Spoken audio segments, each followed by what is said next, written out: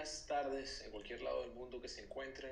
Hoy mi persona, Franz Joseph Sunjovski Higuera, y Felipe Vallejo, mi compañero, les vamos a presentar nuestro proyecto, nuestra monografía de práctica que realizamos para nuestra universidad, el Colegio de Estudios Superiores en Administración. Nuestro proyecto se llama Cómo optimizar el proceso de selección de oportunidades de startups en un fondo de capital de riesgo para la toma final de la decisión de inversión. Y este proyecto lo realizamos para la empresa H20 Capital Innovation Fund. Bueno, sobre la presentación vamos a hablar acerca del fondo en el cual me encuentro trabajando yo, Felipe Vallejo. Vamos a hablar sobre el problema, la investigación que se realizó, la solución al problema, recomendaciones y conclusiones, apéndice y bibliografía. Bueno, ¿qué es H2O Capital Innovation LP? H2O Capital Innovation LP es un fondo de Venture Capital, más conocido como Capital de Riesgo en Colombia, el cual se estructuró en mayo del 2018. Actualmente yo fui el primer empleado. Este fondo es de capital latinoamericano. Como tesis de inversión, el fondo se enfoca en invertir en los verticales de Big Data, inteligencia artificial, Internet de las Cosas, Enterprise Software SaaS, y su principal despliegue de capital es en la serie A, B y C de financiamiento. Su foco geográfico es en Estados Unidos, Europa e Israel, para invertir en monedas fuertes como lo es el dólar y el euro. Básicamente este fondo se creó por la necesidad de las diferentes familias, family offices, multifamily offices, high network, ultra high network individuals que quisieran invertir desde Latinoamérica en lo que es venture capital. Actualmente el equipo cuenta con 3 personas, los cuales son Mauricio Porras y Daniel Lloreda, los fundadores y actuales general partners del fondo, y mi persona, Felipe Vallejo, que trabajo como un asociado. ¿Por qué decidimos escoger esta empresa? Bueno, al yo ser el empleado número uno, este fondo arranca prácticamente como un startup en mayo del 2018. Yo me vinculo en junio del 2018, y Franz, el cual ya está trabajando en un fondo que lleva más de 8 años operando, un fondo ya consolidado, ha levantado más de 250 millones de dólares.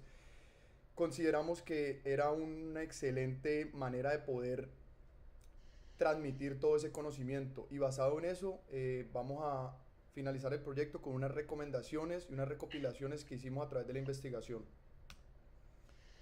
Entonces, Otra de las razones principales también por las cuales escogimos este fondo y que es importante resaltar es que tanto Felipe como yo nos dimos cuenta trabajando y conociendo este mundo de fondos de capital de riesgo que el tema de la selección de oportunidades es un tema crítico y crucial y es el alma de los fondos de capital de riesgo, porque si no logras escoger la oportunidad correctamente, entonces estás invirtiendo tu dinero o vas a perder todo tu dinero.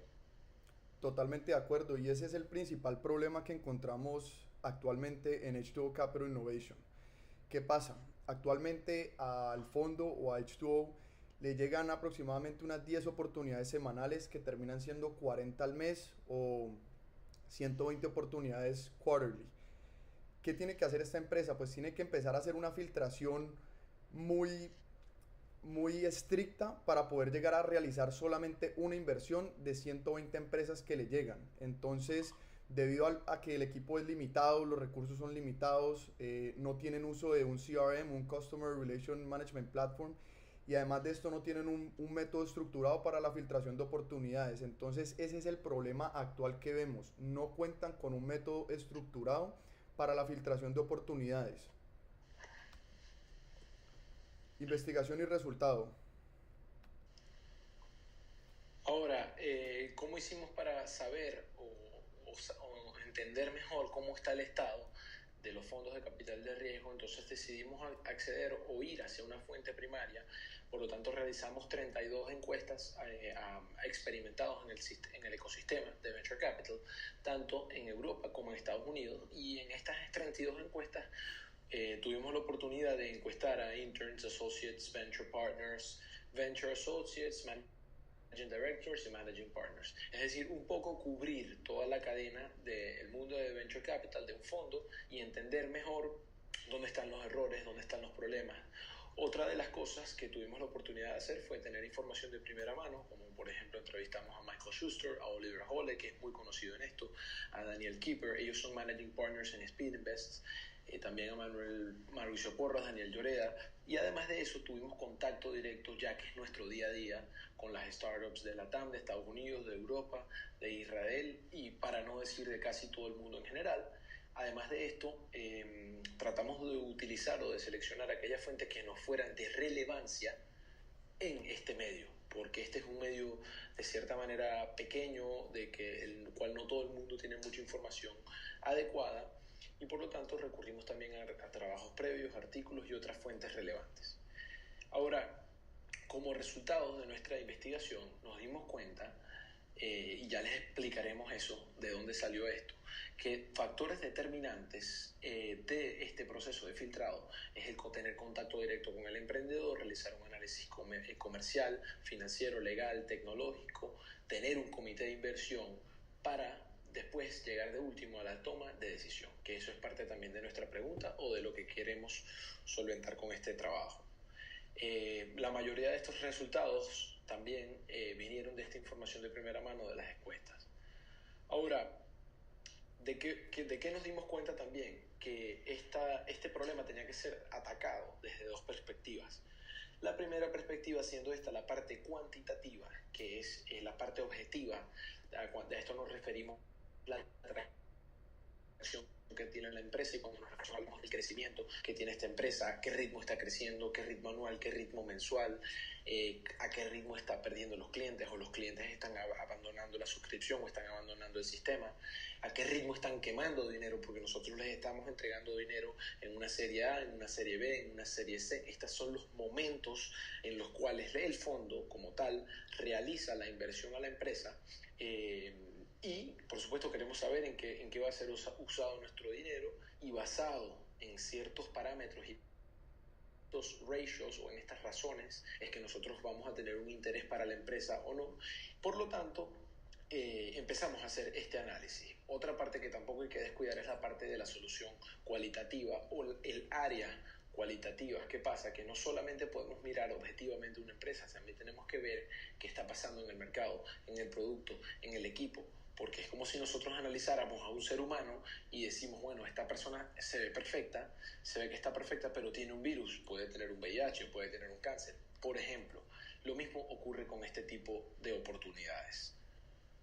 Y nos dimos cuenta que no existía en nuestra investigación un método o un framework exacto. Por eso fue que empezamos a realizar nuestra investigación, porque es nuestro día a día como analistas analizar estas empresas. Entonces, lo que sería en el proceso de filtración de oportunidades, decidimos realizar un fono para que sea más fácil de ver. Entonces, como primer filtro serían los parámetros del fondo, que sería la serie de financiamiento, en donde la empresa que no se encuentre ni levantando capital en la serie A, B y C no debe seguir el fono.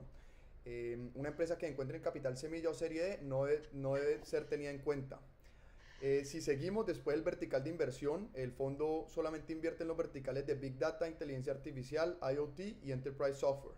Significa que una empresa que llegue en el vertical de Health Tech o Biotech no debe tenerse en cuenta. Siguiendo a esto, la empresa pasaría a un proceso extenso de debida diligencia, el cual se explicará en el siguiente slide, para poder llegar a un comité de inversión y tomar una decisión de inversión. Expandiendo un poco en lo que sería el proceso de debida diligencia, la empresa arrancaría en la columna izquierda, la primera columna, con un prefiltrado de lo que son los parámetros del fondo, como ya lo expliqué en la slide anterior. Después pasaría una llamada introductoria con el equipo, que si el equipo decide pasarla, entraría a lo que es el proceso de la matriz cuantitativa. Si pasaría a lo que es la evaluación cualitativa, para después entrar en un proceso extenso de debida diligencia tanto comercial como financiero. Después de esto, una recomendación que le haríamos al fondo también es tener una consultoría externa a través de una incubadora para poderse apalancar del conocimiento y la experiencia en el rubro de tecnología, con el fin de realizar un investment memorandum que se le pasaría al comité de inversión para tomar una decisión final de inversión. Framework matriz cuantitativa. Ahora vamos a explicarles un poco este framework o esta matriz cuantitativa y en qué consiste. Nosotros empezamos a investigar, como lo mencionamos previamente, y ya que es nuestro día a día, si existía un método, un camino corto, un camino largo o una especie de camino que nos diera la mejor respuesta, ya que es nuestro trabajo como analistas, como asociados y como inversionistas en VC.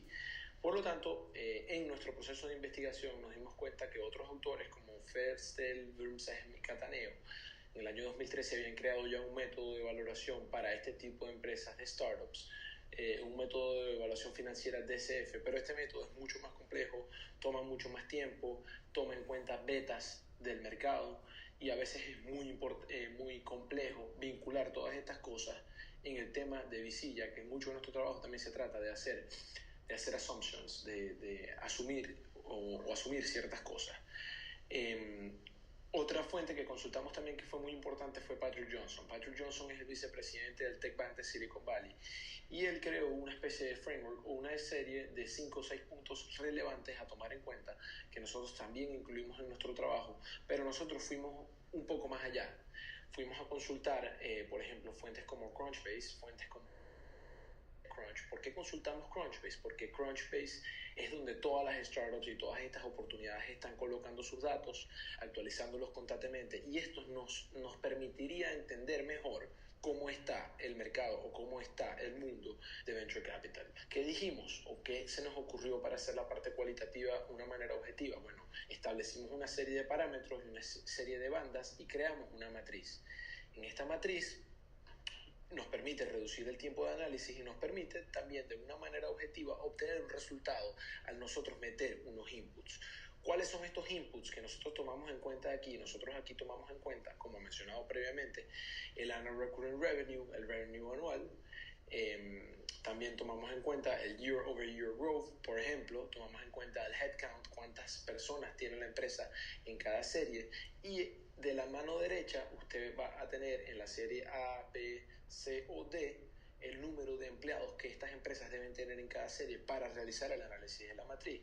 Usted como analista introduce los datos en la matriz y la matriz le arroja un resultado basado en los parámetros que nosotros establecimos gracias a nuestra búsqueda. Es importante resaltar que la búsqueda o esta investigación abarcó más de 420 compañías a través de todas las series de financiamiento, desde el capital semilla hasta la serie D de financiamiento, y tuvo un cubrimiento global con una representación significativa en América del Norte, Europa y Canadá. Entonces, complementando un poco a lo que dice mi compañero, esto es una matriz la cual es propietaria actual del fondo, no la hemos compartido con nadie más. Y básicamente cuando se ponen los inputs, al final va a quedar un score, como lo pueden ver acá, del 86%. Entonces, ¿cuáles son los criterios que nosotros realizamos? Es que si una empresa está entre 100 y 80, cumple con las métricas cuantitativas y debe pasar a una evaluación cualitativa. Si la empresa está entre 80 y 70%, significa que este startup o estos startups que encuentran en este rango no son tan fuertes en la parte cuantitativa, pero it's worth taking a look or reviewing la parte cualitativa. Si las empresas están por debajo de 70, es mejor no tomarla en consideración y seguir con el proceso. Como mencionamos previamente, también nos dimos cuenta que era muy importante el hecho de realizar o de crear un framework cualitativo. Y como resultado final de nuestro estudio, que ya les explicaremos, creamos también un archivo que se llama evaluación cualitativa. Otra de las cosas muy importantes para entender por qué es tan importante analizar la parte cualitativa es que, según estudios realizados por Harvard Business Review, acerca del 60% de las nuevas empresas fallan o fracasan debido al equipo. Por lo importante, y según este mismo autor también, que un equipo apasionado debe tener una visión colectiva, ya que si él no tiene una visión colectiva, no tendrá una eficiencia buena dentro de la empresa. Algunas de las preguntas que realizamos, por ejemplo, también otro autor que se llama Kusumano, que es un profesor del MIT que se enfoca también en esta parte de startups, nos dice que las empresas deben tener un fuerte equipo de gerencia, que este equipo de gerencia debe tener experiencia relevante, por lo menos relevante en el área. Si es una persona, una startup de tech o una startup de tech relacionada a los aviones, esta persona debe tener una experiencia en el área de los aviones. Que todo esto es muy importante, al igual que la visión colectiva que menciona el otro autor. Algunas de las preguntas ejemplo, para que ustedes tengan una idea de qué estas personas deben hacer, es cuánto tiempo llevan trabajando juntos, cómo se comunican entre ustedes, cada cuánto tienen reuniones, dónde ven la empresa en un horizonte de 1 a 3 años. Y esto les permite entonces a ustedes ver si las personas o el equipo se conecta y tiene una visión colectiva. Este framework cualitativo lo podrán encontrar al final de nuestra presentación como anexo, y es ideal que los analistas lo realicen y tomen notas y tomen una decisión a partir de ahí. Ya si nos vamos a la parte de las conclusiones y de las recomendaciones, es muy importante también como conclusión tener un método de evaluación estandarizado y eficiente, de manera que se puedan tomar las mejores decisiones siempre tomando en cuenta la parte cuanti y la parte cualitativa. Tener un proceso adecuado de debida diligencia fue algo que resaltó muy importante en nuestras encuestas realizadas, realizar la evaluación cualitativa y la cuantitativa. Y por último, otras recomendaciones que le hacemos al fondo es que deben de tener un CRM para poder manejar el deal flow o de alguna manera tener estructurado, organizado el proceso de filtración. Nuestra recomendación es usar FundStack o Affinity. Por otro lado, debido a que tienen pocos recursos o los recursos son limitados, deberían tener acceso a talento, como es contratar practicantes universitarios que son de bajo costo y serían futuros empleados. Asimismo, el fondo debe crear un Investment Committee Advisor Council con el fin de tener feedback de personas exitosas del sector para mitigar los riesgos de inversión. Y por último, se les recomienda tener una consultoría externa, en este caso sería We Can Code, con los cuales hemos comenzado a tener conversaciones. Esta empresa es como un venture builder o más conocido como una incubadora, el cual presta esta asesoría a los fondos de capital para mitigar ese riesgo tecnológico. Bueno, otra cosa que quisiera agregar es que como continuación del trabajo, también sería muy importante en otro tipo de trabajo similar a este, analizar las 1000 o 2000 startups con mayor valoración y ver qué parámetros tenían en común o qué cosas tenían en común, pero ya esto sería como continuación a este trabajo. Muchísimas gracias. Les agradecemos entonces su presencia, no duden en contactarnos si tienen alguna duda y esperamos que les haya gustado nuestro trabajo.